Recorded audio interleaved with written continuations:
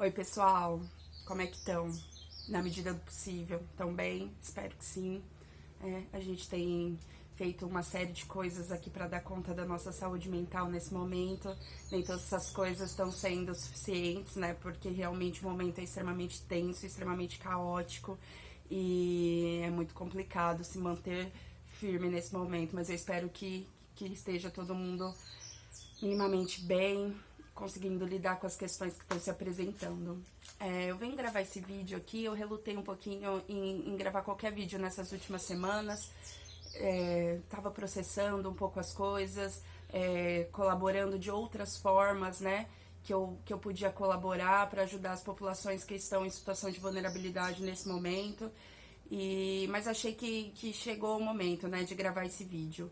Então eu convido vocês para pensar comigo sobre a pandemia, né, sobre a sociedade em que a gente vive, ou seja, o neoliberalismo, e sobre as medidas de isolamento que estão sendo feitas ou não nesse momento. E aí, vamos pensar comigo?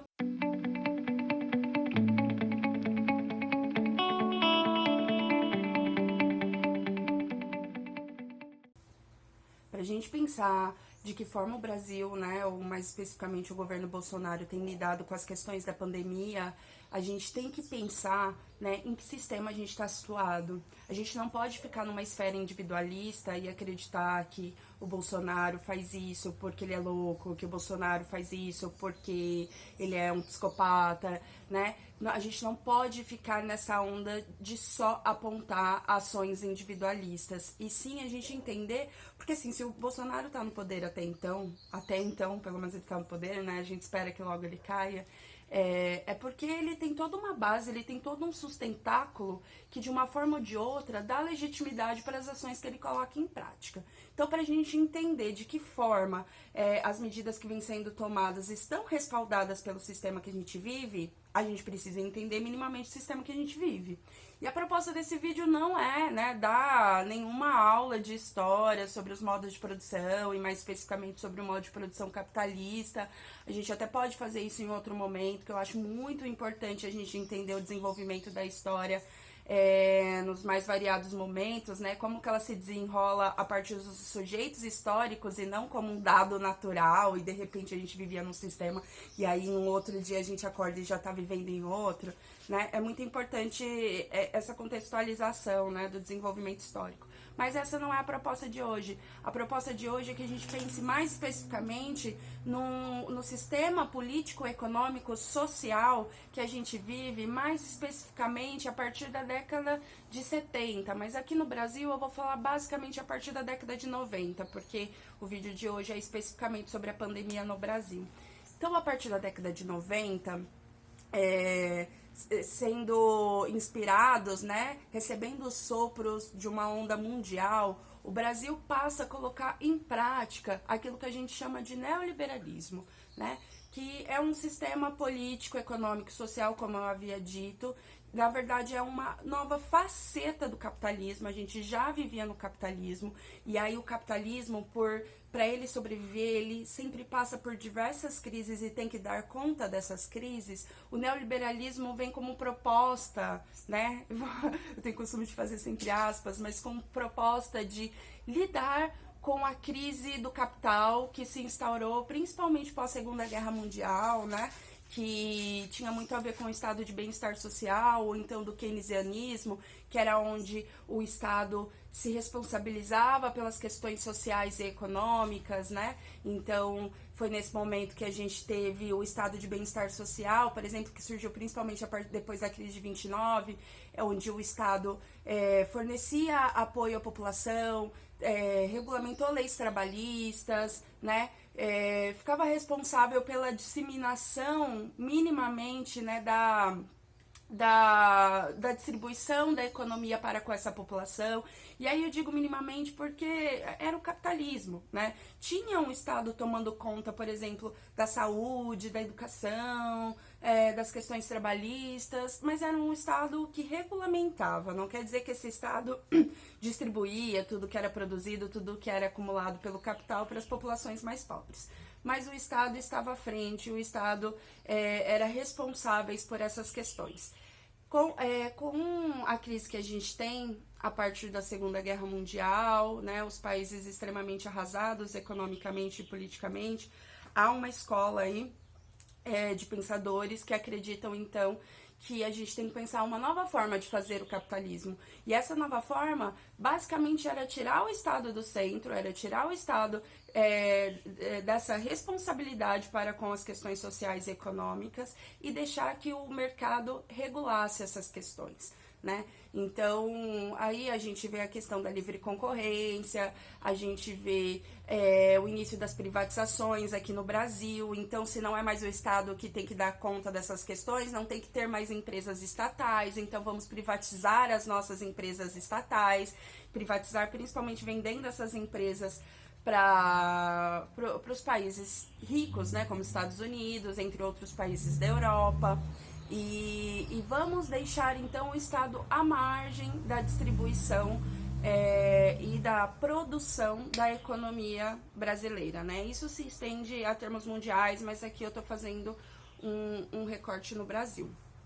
E aí é nessa onda de privatizações que também é necessário se colocar uma ideologia neoliberal. Na verdade, mais que uma ideologia, uma nova racionalidade neoliberal. Porque para esse sistema se sustentar, é preciso que a gente sustente ele também a nível ideológico, né? É preciso que a gente se desenvolva toda a nossa subjetividade, toda a nossa forma de existir a partir das premissas essenciais para a subsistência desse novo sistema. Então, nesse sentido, é que o neoliberalismo coloca uma série de questões, né, que a gente vai seguindo sem refletir muito bem, como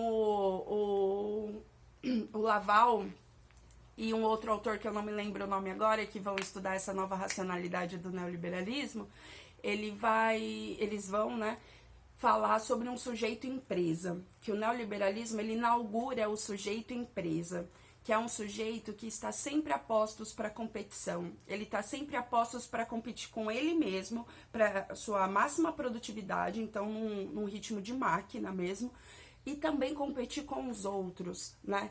Que o neoliberalismo coloca pra gente uma coisa que é essencial, assim, que por mais que a gente critique em alguns momentos ou outros, a gente fala assim, não existe essa tal da meritocracia, né? Acho que grande parte dos setores progressistas e da esquerda realmente concorda com isso. Que todas as pessoas podem chegar onde elas quiserem, basta o esforço.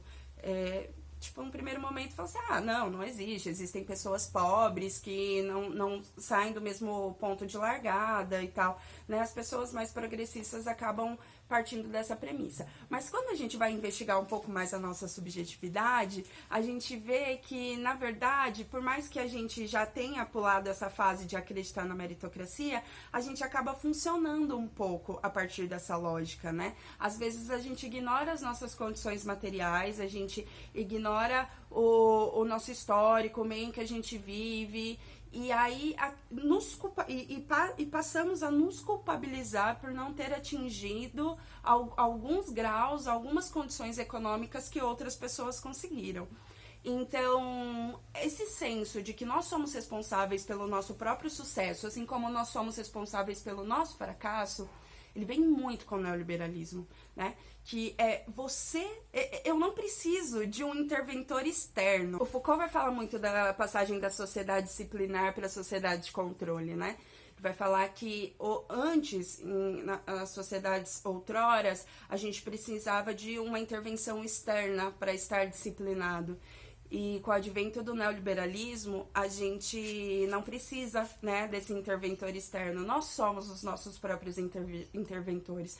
Nós próprios nos culpabilizamos, nós próprios nos colocamos para funcionar em alta potência, né? Nós próprios competimos com o outro das formas mais diversas, desde o mercado de trabalho, desde relações mais próximas, como relações amorosas, relações de amizade.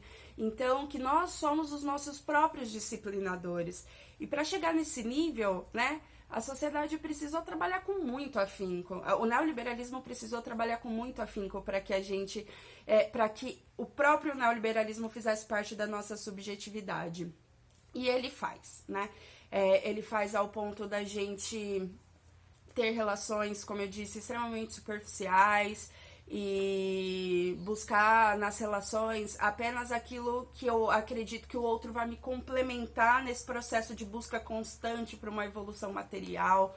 Nas nossas relações amorosas, né, a gente acaba buscando no outro aquilo que a gente precisa, né, não enxergando o outro como um ser detentor de sua própria subjetividade, seus próprios desejos, seus próprios anseios. A gente acaba buscando nas nossas relações amorosas alguém que nos complemente em nossos próprios anseios. Freud já falava isso, já tem a questão da projeção e tudo mais, mas o neoliberalismo acentua isso de uma forma muito exorbitante, porque o que o Laval vai falar também é que no neoliberalismo o que se produz são subjetividades solitárias, né?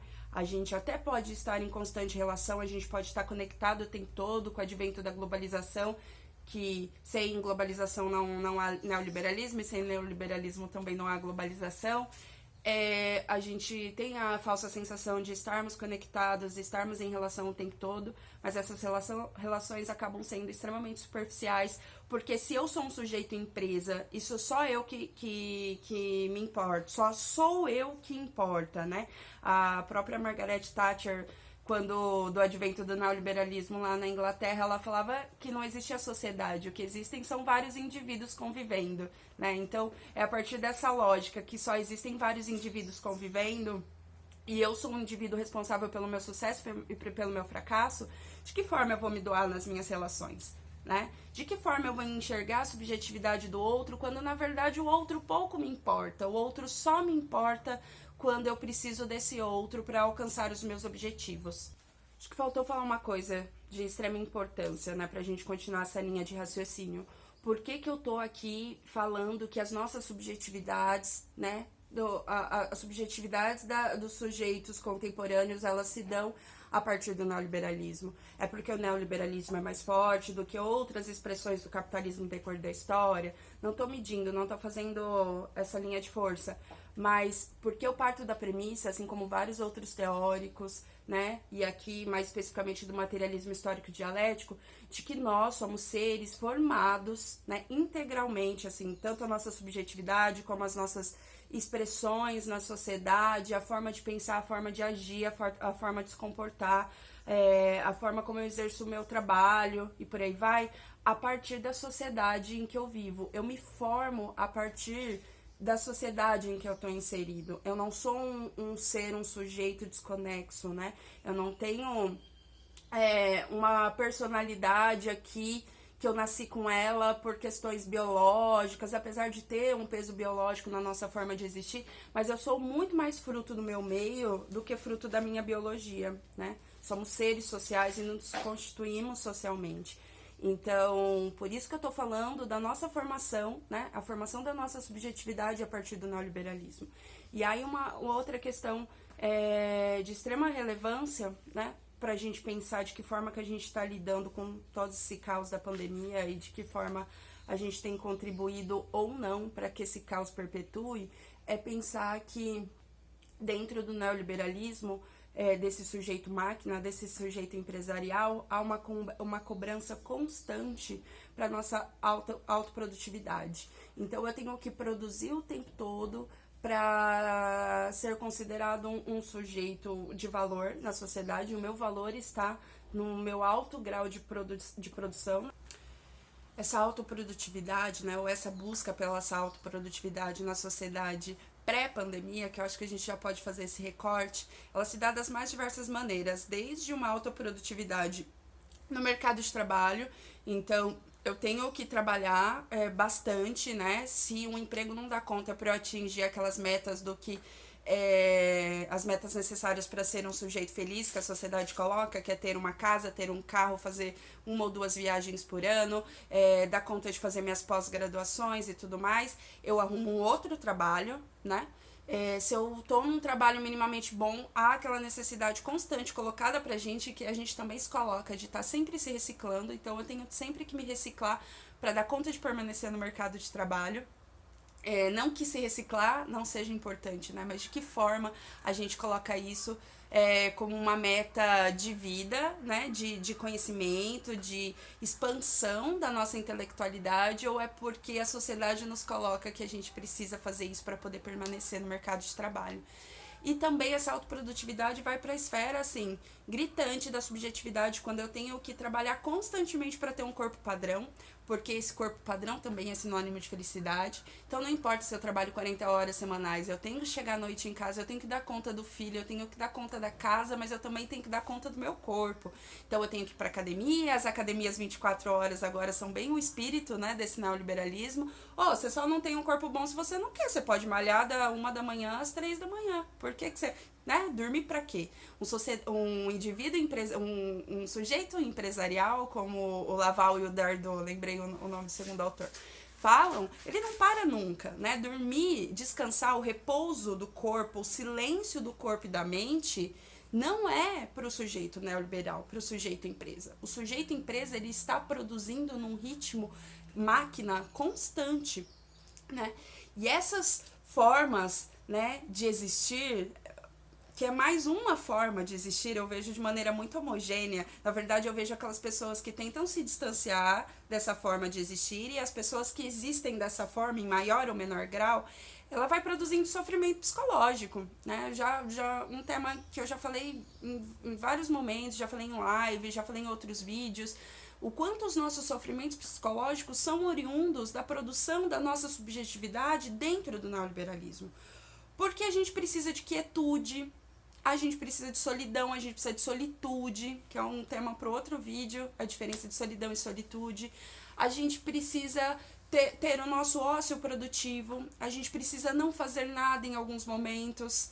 E na sociedade pré-pandêmica, isso não era possível. Na verdade, quando você não faz nada, falei que nunca sentiu isso. Quando você não faz nada, porque não é não fazer nada, é o nosso ócio produtivo, o que acontece com a nossa mente? Vem aquela culpazinha. Meu, você não tá fazendo nada. Meu, você devia estar lendo aquele texto. E aquele livro que você não acabou? Você começou 3, não terminou nenhum. Meu, você devia estar fazendo aquele curso. Você ficou sabendo que tem curso grátis em tal lugar? Olha, o seu amigo que trabalha com você no mesmo departamento, ele já tá fazendo MBA. E você? O que você tá fazendo? Então aí a gente desconsidera toda a nossa base material. Não importa se eu tenho que trabalhar 40 horas, se eu tenho 2 filhos para criar, se eu tenho a mãe para ajudar financeiramente, não importa. Todos os indivíduos respondem igualmente à sociedade. Todos os indivíduos são responsáveis pelo seu sucesso, pelo seu fracasso.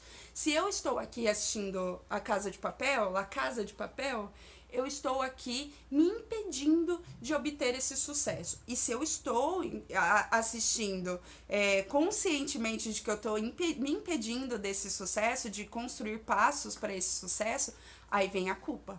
Né? Vem a culpa de que eu não tô sendo o sujeito empresa que o mercado coloca para mim que eu tenho que ser.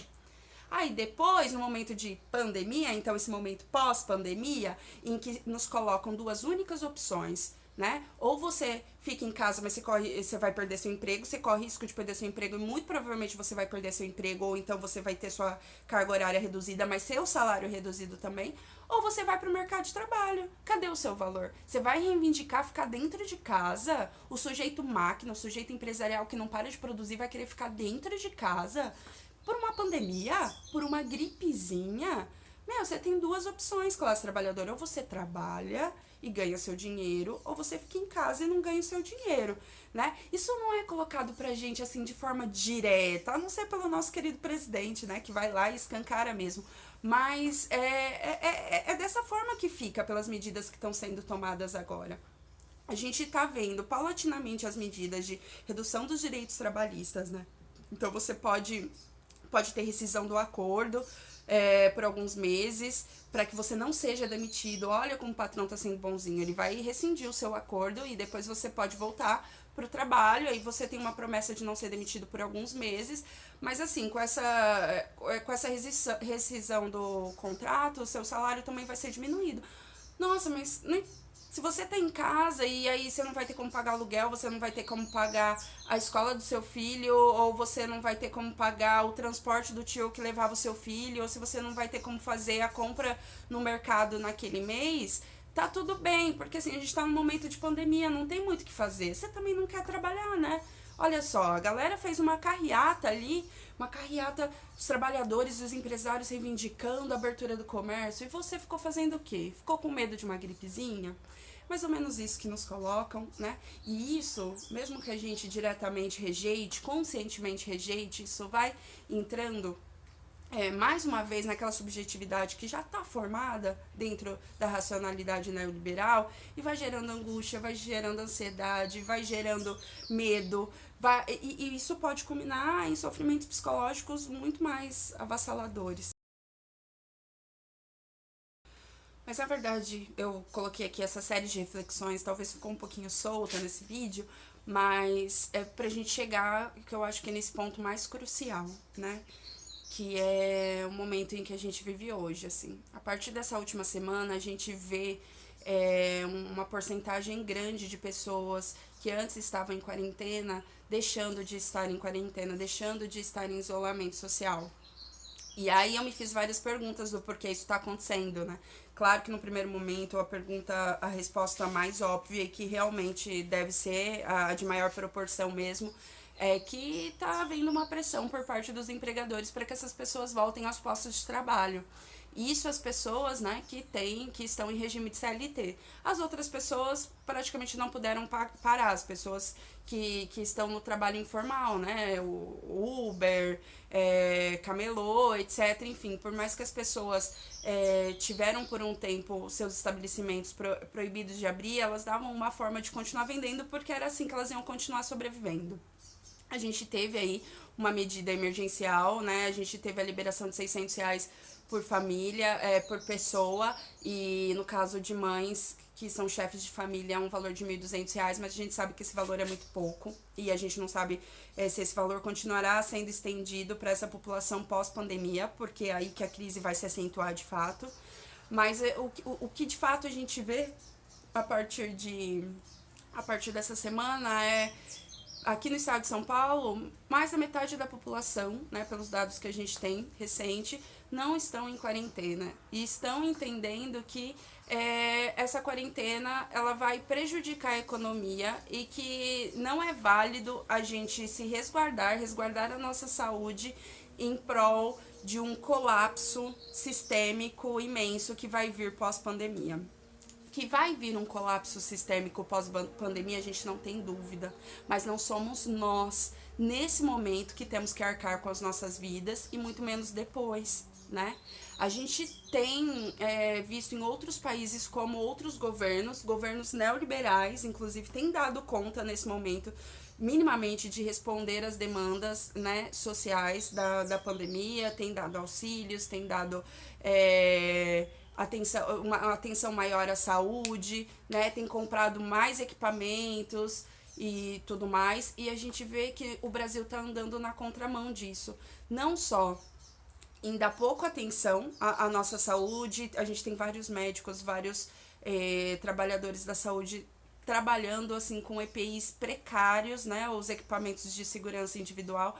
Quando teve até lugares, saiu na mídia que as pessoas os profissionais de saúde estavam trabalhando com saco de lixo, né, sem luva, sem sabonete, sem sabão para poder lavar suas mãos, como se isso fosse um luxo e não uma necessidade extrema, sabendo que os profissionais da saúde podem se contaminar muito mais do que um não profissional da saúde. Inclusive, eles podem propagar muito mais o vírus, né? Enquanto uma pessoa comum na rua propaga para até 3 pessoas, um profissional da saúde pode propagar até para 9 pessoas o vírus. Então, de que forma os condutores do nosso país estão dando a atenção devida para isso? Acho que é uma pergunta meio retórica, porque a gente sabe que não estão, né? A gente, inclusive, eu acredito que muito por conta desse furo da quarentena se dá pelo discurso irresponsável e criminoso do presidente na rede nacional, né, nos últimos dias. 2 discursos extremamente irresponsável. O primeiro, muito mais dizendo que a gente deveria partir para um isolamento vertical, que os idosos são os mais vulneráveis, o resto das pessoas poderiam trabalhar, como se a gente, né, por exemplo, eu, uma mulher de 32 anos, não fosse voltar e ter contato com os idosos depois, né, com a minha avó, né, ou que você, que mora aí com seu pai e sua mãe idoso, fosse trabalhar e pudesse alugar um flat para ficar perto do seu trabalho, para não contaminar os seus pais. Então essas duas opções nos é colocada, e aí eu fico perguntando a opção, né, de ou eu vou para o mercado de trabalho ou eu morro de fome, e a gente rejeita essa terceira opção, que é a gente lutar para que os nossos direitos e as nossas vidas estejam garantidas nesse momento por parte do Estado. Aquilo que lá atrás no keynesianismo minimamente foi garantido, o neoliberalismo rompeu, e agora a gente luta minimamente para que aquilo lá atrás, alguns direitos que a gente tinha lá atrás, garantidos por parte do Estado. Não é nada socialista, gente, não é nada comunista nesse momento. É só que o Estado dê conta de salvaguardar as nossas vidas, né? Não é nada demais. Então, eu coloco isso como reflexão, e a última reflexão é até que ponto a nossa subjetividade neoliberal não está nos pressionando, né? A nossa culpinha aqui que fica na cabeça, a vozinha que fica, você tem que trabalhar, você vai perder o emprego, você tem que aceitar o que o patrão tá falando, você tem que trabalhar mais horas e sem equipamento de segurança, porque senão, olha só, tem gente que tá perdendo o emprego e você não. Até que ponto a gente não tá entendendo que são só essas duas opções que a gente tem, que a gente tem que trabalhar e ficar quieto, porque o nosso valor, a nossa vida, depende do nosso trabalho e da nossa alta produtividade, e não tá conseguindo pensar um pouquinho fora da caixinha neoliberal e entender que a gente tem outras alternativas. A gente tem a alternativa de se organizar, a gente tem a alternativa de somar com o nosso coletivo, a gente tem a alternativa de reivindicar novas formas de sociabilidade, novas formas de subjetivação, que sejam minhas, que sejam mais autênticas, que sejam mais autônomas, né? Que não sejam moldadas por um sistema que só me oprime e só me explora.